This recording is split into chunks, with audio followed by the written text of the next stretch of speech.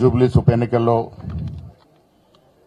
కాంగ్రెస్ అభ్యర్థి నవీన్ యాదవ్ గారు అత్యధిక మెజార్టీతో గెలిపినందుకు వారికి అభినందనలు. ముఖ్యమంత్రి గారికి ప్రత్యేక ధన్యవాదములు.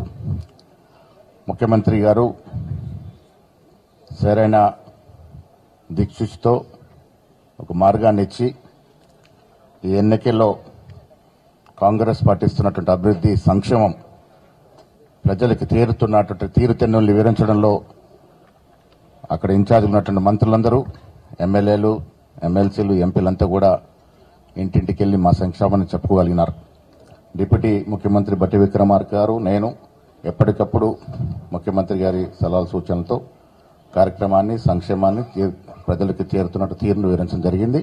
ఇవాళ ప్రజలు తెలంగాణ రాష్ట్రంలో 2 సంవత్సరాలుగా ప్రజాప్రభుత్వం నడుస్తున్నటువంటి కాంగ్రెస్ పార్టీ నాయకత్వం వహిస్తున్నటువంటి రేవంత్ రెడ్డి గారి పట్ల సానుకూలంగా ఉన్నారు, పాజిటివ్గా ఉన్నారు.